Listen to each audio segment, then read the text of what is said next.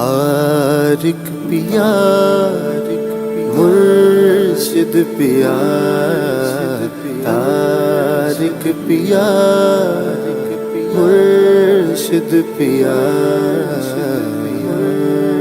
اللہ الرحمن الرحیم۔ السلام علیکم ورحمۃ اللہ۔ میں ہوں ڈاکٹر عبدالواجد شاذلی اور اپنے یوٹیوب چینل پر آپ کو خوش آمدید کہتا ہوں اور امید کرتا ہوں کہ آپ تمام لوگ خیریت سے ہوں گے۔ پریکٹس آف میڈیٹیشن 6 میں ہم جس چیز کا ذکر کریں گے، ڈاٹ کے ذریعے جو لوگ روحانی مشق کر رہے ہیں، ہم کس طرح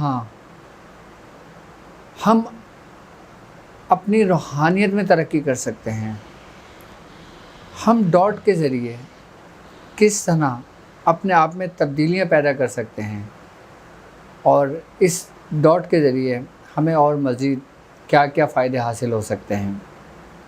جس طرح میں نے آپ کو اپنے 5ویں پارٹ کے اندر علاج کرنے کا طریقہ کار سمجھایا تھا اور مرض کی تشخیص کرنے کا طریقہ کار سمجھایا تھا، بالکل اسی طرح ہم پارٹ 6 میں اس ٹاپک پہ گفتگو کریں گے کہ ہم نے آگے مزید کیا کرنا ہے، کس طرح کرنا ہے، اور آگے ہم اور مزید کیا کیا ترقی کر سکتے ہیں۔ ہم اپنے پروگرام کا آغاز کرتے ہیں۔ جو لوگ میرے ساتھ اس سفر میں شامل ہیں اور ان کو اس سفر میں تقریباً میرے ساتھ چلتے ہوئے 2 مہینے ہو چکے ہیں اور ان کا ڈاٹ کا سائز جو تھا چنے کے برابر تھا، اب وہ سائز چنے سے تھوڑا سا بڑا کر لیں۔ آپ کو دیکھیں، آپ کو اسکرین پر نظر آ رہا ہوگا کہ آپ نے یہ سائز چنے سے اتنا بڑا کر لینا ہے کہ یہ 5 کا جو سکہ ہوتا ہے اس کے برابر آ جائے۔ اب جب آپ اس کو اتنا بڑا کر لیں گے، اب آپ نے اس پہ توجہ کرنی ہے۔ اچھا، اب آپ کے اندر کیا کیا تبدیلیاں ہوئیں، میں اس کا آپ سے ذکر کرتا ہوں۔ اور جو ہمارا پریکٹس آف میڈیٹیشن کا ٹیلی گرام پہ گروپ ہے، اس میں جن لوگوں نے جو سوالات کیے ہیں اس کی ایک بڑی سر فہرست میرے پاس موجود ہے، تو انشاءاللہ تعالیٰ میں اس پہ بھی بات کروں گا اور ان کے سوالات کے جوابات بھی انشاءاللہ میں دوں گا ان کو۔ جن لوگوں نے مجھ سے یہ چیز ذکر کیا ہے کہ اب اس ڈاٹ کے اندر ہمیں جو روشنیاں نظر آتی ہیں وہ مختلف کلر کی ہوتی ہیں، اور وہ روشنیاں ہمیں محسوس تو ہوتی ہیں، ہمیں دکھائی تو دیتی ہیں، لیکن وہ ہمیں فیل نہیں ہوتی، ہمیں محسوس نہیں ہوتی کہ وہ روشنی ہمارے جسم کے اندر داخل ہو رہی ہیں۔ اب ہم سب سے پہلے طریقہ کار یہی سمجھاتے ہیں آپ کو۔ جب آپ ڈاٹ کا سائز اپنے 5 کے سکے کے برابر لے آئیں گے، اب آپ نے اس پہ توجہ کریں گے۔ جب ان روشنیوں کا ظہور ہوگا، جب وہ روشنی آپ کے آنکھوں کے سامنے ہوگی، اب ان روشنیوں کو آپ نے اپنے اندر جذب کرنا ہے، اپنے اندر سلب کرنا ہے۔ کس طرح کریں گے؟ وہ اس طرح کریں گے آپ کہ جب جو روشنی آپ کو نظر آئے گی، جب وہ روشنی آپ کو نظر آئے اور آپ دیکھیں کہ آپ کی ہمت ہے، آپ مزید اس روشنی کو دیکھ سکتے ہیں، آپ اس وقت پھر اپنی آنکھ بند کر لیں۔ جب آپ اپنی آنکھ بند کر لیں گے، آپ نے وہ روشنی اپنے اندر جذب کرنی ہے۔ اور جذب کیسے کرنی ہے؟ جس طریقے سے ہم ایسے سانس کھینچتے ہیں جیسے ہم کسی چیز کو اندر لے رہے ہیں۔ سانس، ایک سانس کا طریقہ کار ہوتا ہے ہم سانس اندر لیتے ہیں، اور ایک طریقہ کار ہوتا ہے ہم سانس کو باہر نکالتے ہیں۔ جب آپ کسی بھی چیز کو اپنے اندر جذب کریں گے تو آپ ایک لمبی سی آہ بھریں گے اور سانس اندر کی طرف کھینچ کے اپنی آنکھوں کو بند کر لیں گے۔ جب آپ اپنی آنکھوں کو بند کر لیں گے تو وہی روشنی جو آپ کو نظر آئی تھی وہ آپ کی آنکھوں کے سامنے آ جائے گی، اور جو آپ کے آنکھوں میں اندھیرا ہے وہ اس روشنی سے پوری جگہ وہ روشنی پھیلنے شروع ہو جائے گی۔ جب وہ روشنی آپ کے اندر پھیلنے لگے تو سمجھ لیں کہ آپ کامیابی کی طرف جا رہے ہیں اور یہ آپ کے حق میں بہتر ہے۔ اس طریقے سے آپ اس روشنی کو جب اپنے اندر جذب کریں گے اور اپنی کیفیت دیکھیں گے، آئی بات سمجھ میں؟ پھر آپ آنکھ بند کر کے آپ نے کچھ تصور نہیں کرنا، آپ نے ان رنگوں میں گم ہو جانا ہے۔ یہ آپ کی توجہ ایک جگہ یکسوئی جمع ہو رہی ہے، آپ کی توجہ ایک جگہ قائم ہو رہی ہے، آپ اپنی ان روحانی قوتوں کو ایک جگہ جمع کر رہے ہو۔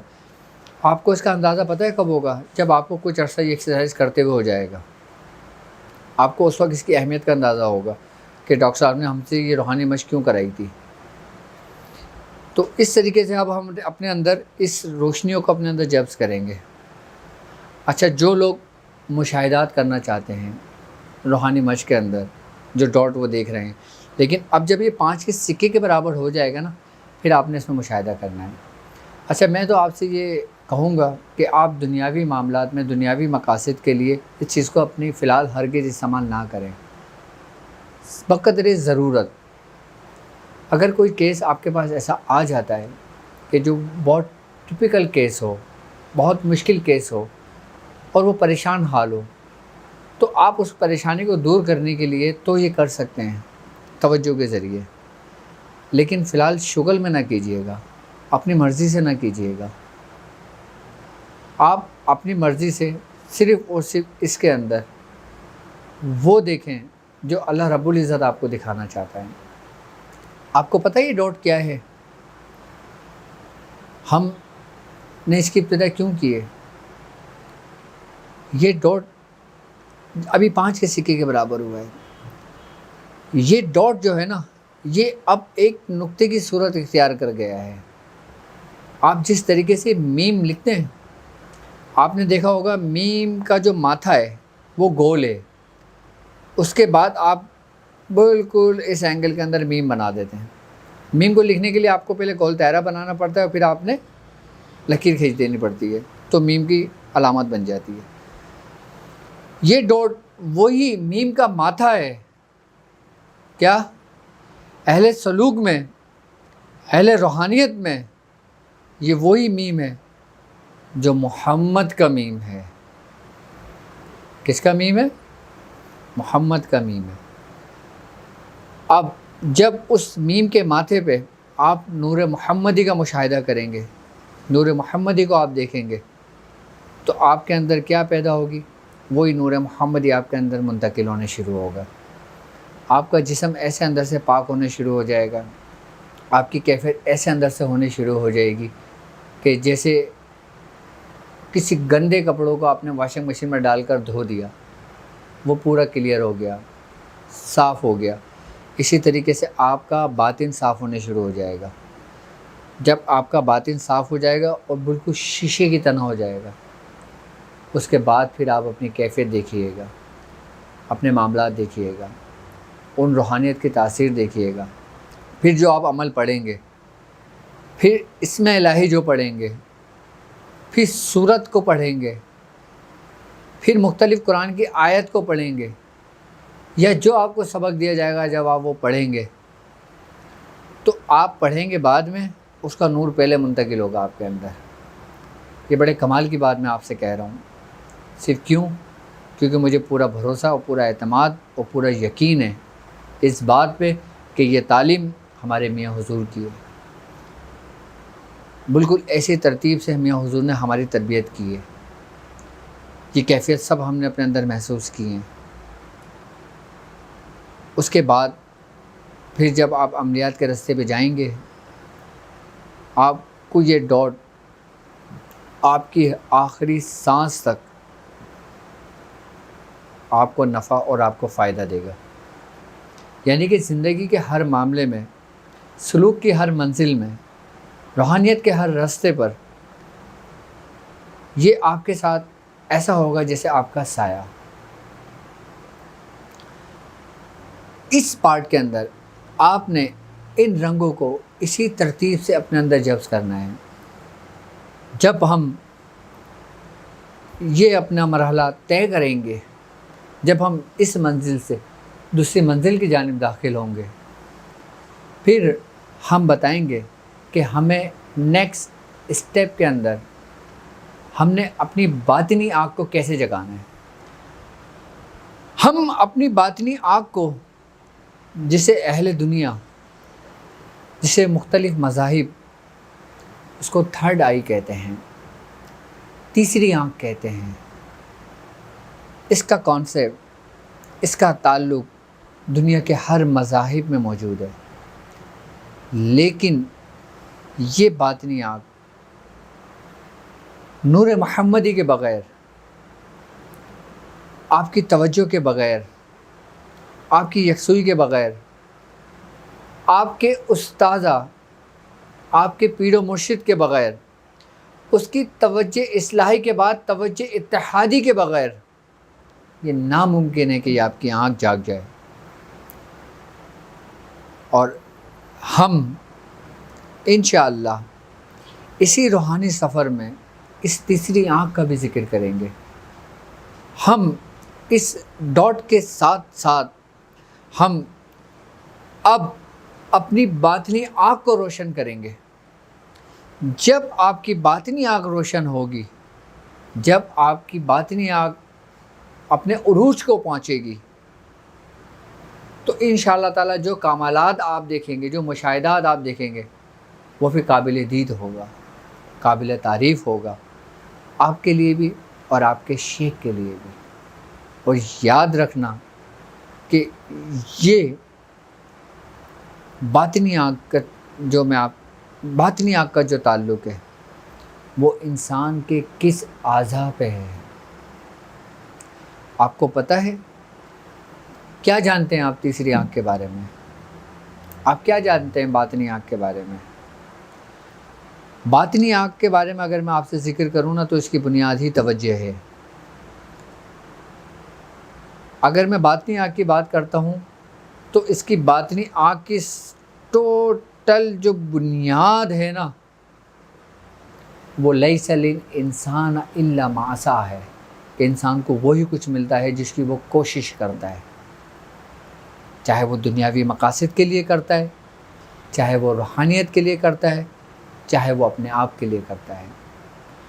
ہم انشاءاللہ اپنے نیکسٹ پارٹ میں اس چیز کا تفصیل سے ذکر کریں گے کہ باطنی آنکھ کیا ہے، یہ انسان کے جسم میں کس جگہ قائم مقام ہوتی ہے، اور انسانی جسم کے اندر وہ کون سی قوتیں ہیں جن قوتوں کے ذریعے اس باطنی آنکھ کو جگایا جاتا ہے۔ ہمارے جسم کے اندر جو قوت ارادی ہے، ہم اس سے اور مزید کیا کیا کام کر سکتے ہیں، کیا کیا کام لے سکتے ہیں۔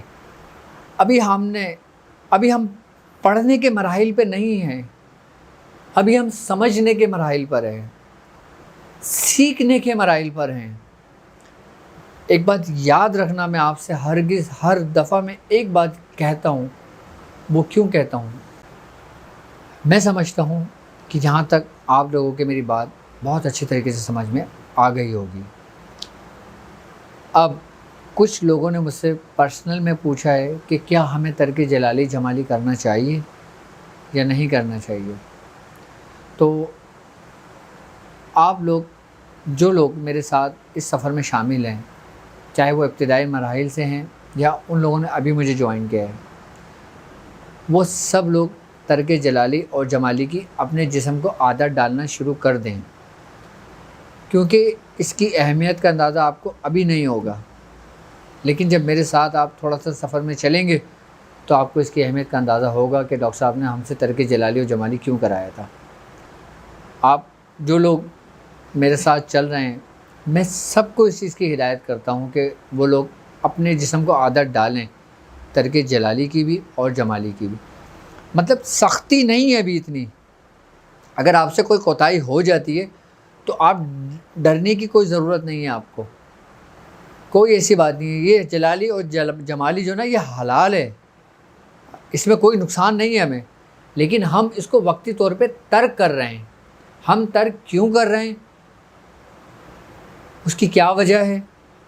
وہ صرف آپ کے لیے، آپ کی اصلاح کے لیے۔ جب انسان بیمار پڑتا ہے تو وقتی طور پر وہ روٹی کو ترک کرتا ہے، تو اس کا مطلب یہ نہیں ہوتا کہ وہ ہمیشہ کے لیے روٹی اس نے چھوڑ دی ہے۔